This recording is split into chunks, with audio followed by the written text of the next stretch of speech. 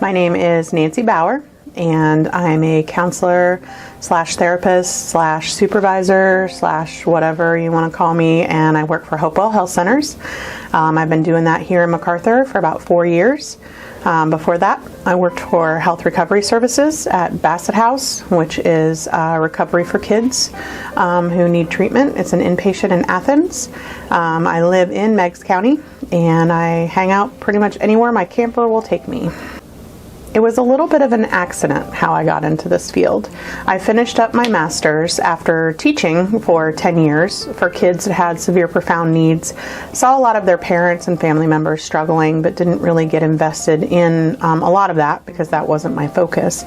But when I was doing my master's work, I found myself still wanting to work with kids, but just in a different way, and then realized you have to start sometime. You have to start somewhere. Someone has to get you started, or you have to find that person who's willing to give you that substance or something that happened. So I realized that I still wanted to work with children, and then found out that there's a whole population of kids that are already addicted or are on their way to addiction. So once I found out that I could do that work and try to help some of them or prevent that from happening, then I was just already in it.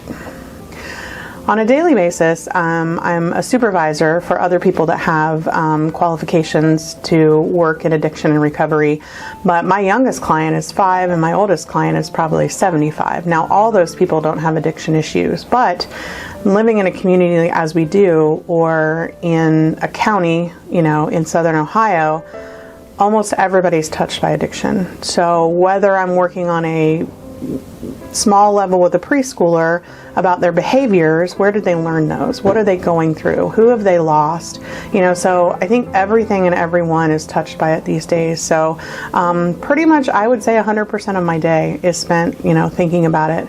And when I get home, I try to do self-care and I try to take care of myself and not think about it, but it's almost impossible because it affects the world in such a way these days. Doing this work, you get very emotionally invested in people, and when they fail, you feel like you fail.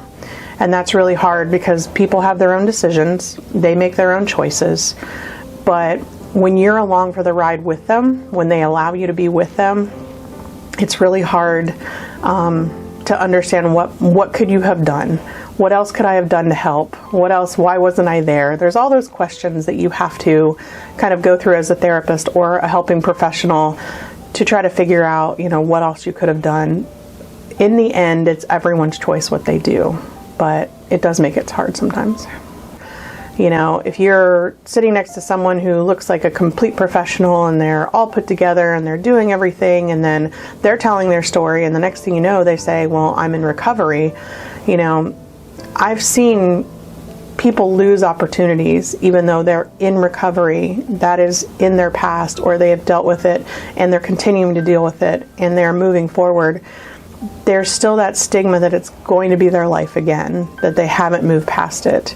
And I think it affects emotionally, physically, it can affect your loved ones. It has a major impact on pretty much all the parts of your life.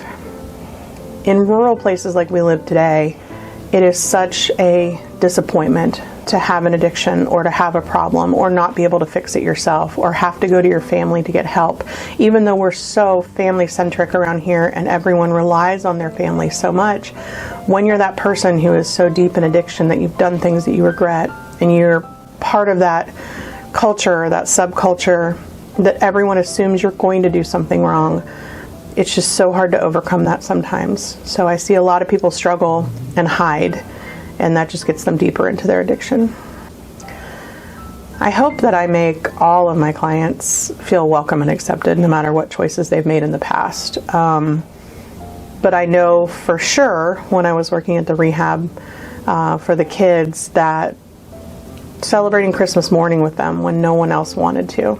So getting up and getting there and having kids tell me that they've never had a tree before, or they hoped that they at least had something under one if there was a tree, or that they hadn't seen a Christmas in years. And spending that time and making sure that they had those memories because they might not have ever had them before. Carving a pumpkin with a child who everyone was so far into addiction they didn't even know what day it was to celebrate Halloween. You know, I mean, having those memories and knowing those kids were appreciative of the time and just hoping that they're doing well today. I tend to do work in areas where a lot of people have already given up, unfortunately. So I work with, you know, people who are in recovery, sometimes people who everyone else has counted them out and thought that they can't ever do something, and those are my people. You know, I want to prove everyone wrong, that everyone can make those better choices and have those better lives. So that kind of just is my burning fire, is just to make sure if someone tells me that I can't do it or it won't happen, that it gets done. I feel like it's really hard to gauge, because a lot of times when you're working with people in addiction and with substance abuse, you might only see them one time and then they're gone. Not because of death or because of anything like that. Maybe they've gone to rehab. Maybe there's something better. But a lot of times there's just people hide and they feel judged and they don't want to come back out and tell their story again, or, you know, have to go through all of those things over and over again because it's just such a trauma to do that. I feel like it's just so important to try to help as many people as we can and make them not feel alone. Recently I was honored by the 317 board with an award for my activity that's been with our PORT team, which is post-overdose response team. And I am not able to do a whole lot with the team actively, but in the beginning stages, I knew how important this was going to be for our community. So I was really thrilled that I got honored and recognized for the work that I did for that.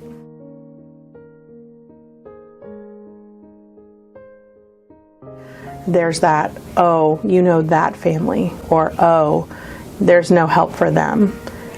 I can't sit by and watch a first grader already counted out at 7 years old that they're going to be just like their parents or make those same choices. So if I have anything that I'd like to pass on, it's please save the judgment.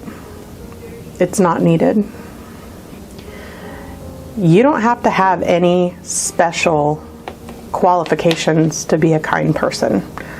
Because someone's struggling, there's a reason for it. We don't know why people struggle until we find out. Your struggles are not my struggles. Everyone has them. Investing as much as you can, not monetarily, but with help, with kindness, with all the things that we can do for others. If more people did that, I think that less people would be stuck in their addiction.